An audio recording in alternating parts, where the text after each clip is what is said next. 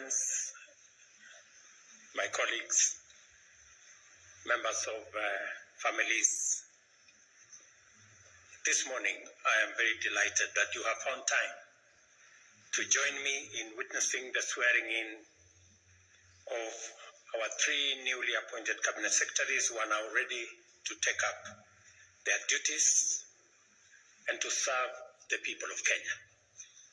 Without exception, all 3 of the new cabinet secretaries have extensive and diverse experience in both executive and legislative facets of our public service. For this reason, I am confident in the skills and capabilities that they bring to their new roles. I served with Honorable Kabogo and Honorable Kagwe in the National Assembly when they were elected to the 9th Parliament. And Honorable Kinyanjui later joined the legislature in the 10th Parliament. In addition to Honorable Kinyanjui's tenure as Assistant Minister, both he and Honorable Kabogo have served as Chief Executives of devolved governments. Honorable Kagwe, on the other hand, served in the Senate and was a cabinet member in 2 previous administrations. Both Honorable Kagwe and Honorable Kinyanjui have also chaired the boards of strategic national parastatals. Development and economic growth that leaves no one behind. I wish to remind all of us that 2 years and 4 months ago, we secured our governing mandate based on an ambitious plan to propel our nation towards a prosperous future. The bottom-up economic transformation agenda is now well underway, with intensive and extensive work being carried out across the country in all priority value chains and cross-cutting enablers that constitute its strategic pillars. Thousands of new housing units are being built across Kenya, employing hundreds of thousands of people, facilitating transformative industrial growth in many supply chains in the construction sector, and providing opportunities for providing us with the opportunity to reduce on land fragmentation that is threatening our food security. On the other hand, productivity in agriculture and livestock has enabled sufficiency and self-sufficiency in critical crops, including maize and sugar, while community health promoters are actively delivering timely and quality primary health care services at the grassroots level as we make unprecedented strides in the universal health coverage plan. The digital and creative economy of our strategy is delivering last-mile fiber optic networks and digital hubs in every ward. Thousands of Kenyans have already tapped into the opportunities this sector offers, and we are only getting started. The hustler economy is also undergoing unprecedented transformation as we promote financial and regulatory inclusivity through our Hustler Fund and related regulatory frameworks. This ambitious transformation is unfolding in what we see as challenging economic times, marked by volatility in the prices of essential commodities, especially petroleum, while global conflicts, geopolitical disruptions in supply chains, and also in the context of an oppressive debt crisis fueled by an unfair global financial system and extreme weather patterns that is exacerbated by climate change. These factors have complicated our post-pandemic recovery, constrained fiscal space, and diverted resources from development to debt payment, disaster recovery, and climate action. As a result, our capacity to create opportunities at a pace that addresses unemployment for the growing youth population has been severely undermined. In this daunting context, the people of Kenya have tasked us with the responsibility of undertaking a historic transformation. We acknowledge the complex and dynamic challenges before us, but we remain determined to see through the implementation of our transformation agenda. This moment calls for extraordinary ability, strength of character, steadiness of purpose, clarity of mind, and devotion to our national values and principles of governance. Also demands unity, teamwork, synergy, and goodwill within and among various teams and organizations that comprise government. The cabinet is at the heart of this ecosystem.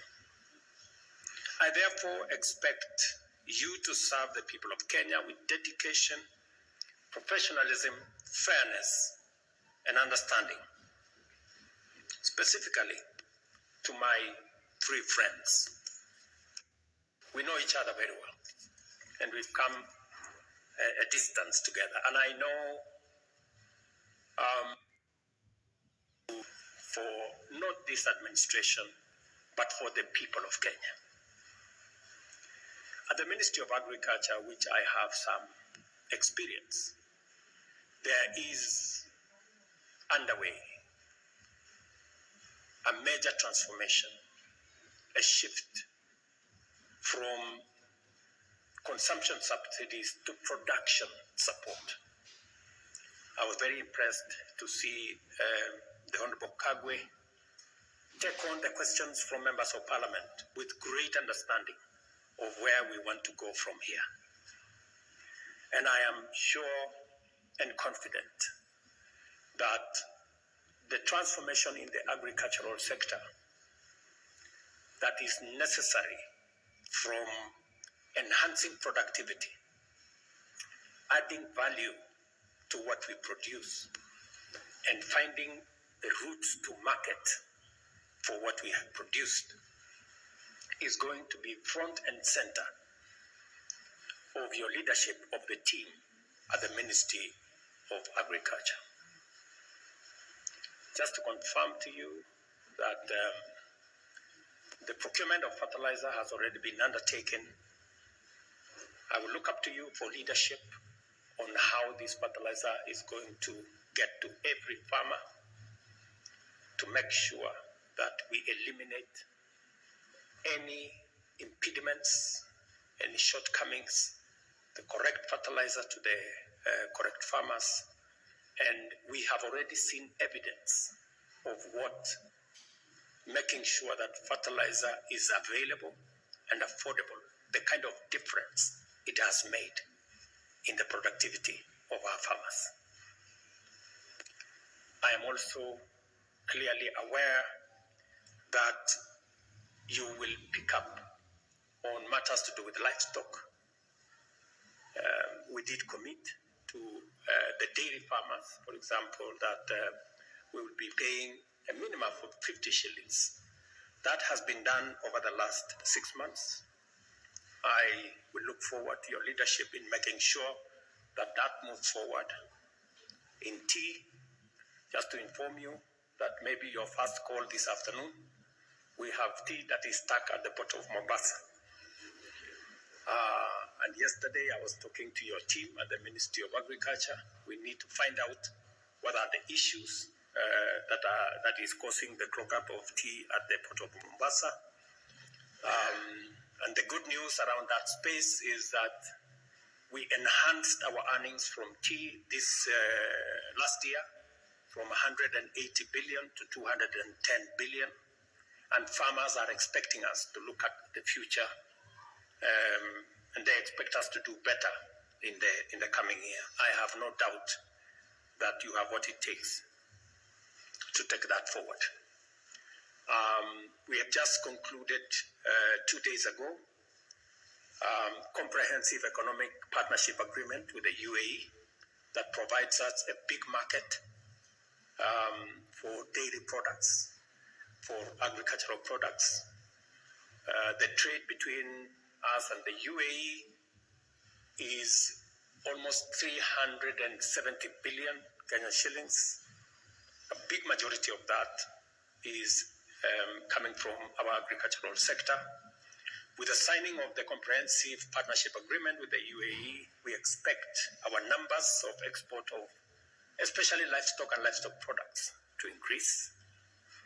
And I'm very happy that you're seized with the matters that will assist us access those markets, making sure that our products meet the sanitary and phytosanitary requirements for the markets that we are focused on, making sure that our meat, dairy, and other products also meet the standards that are required.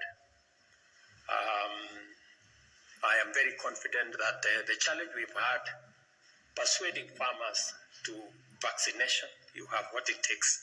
You've done it before with the vaccinations that were there. And I was very happy that you made the position, you took the position which I share, that is a voluntary exercise and nobody will be forced to do anything.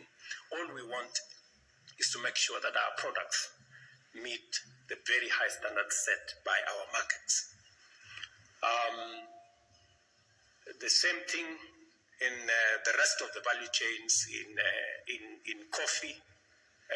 Me and you have already discussed the future of what we need to do in coffee, what we need to do with the avocados, what we need to do in the many other aspects. And of course, the partnership that is going to be there between the Ministry of Agriculture and the Ministry of Industry, providing the ecosystem for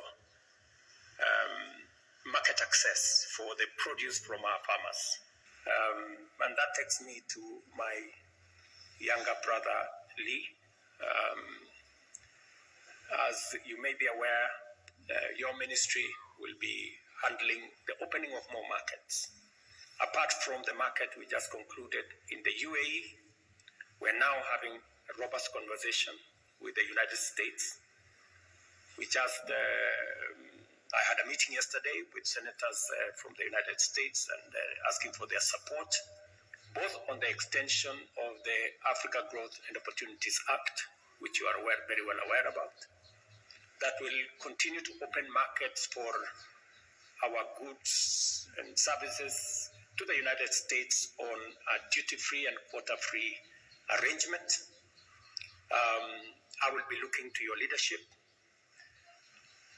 for our team at the Ministry of Trade, Investment and Industry on concluding those negotiations and making sure that the AGOA market continues to be open, and also on concluding the discussions on looking for your leadership in making sure that we take full advantage of the coming into force of the tripartite agreement between COMESA and EAC and SADC, which came into force 6 months ago, I think in June last year, and how Kenyan products can access the huge 1.4 billion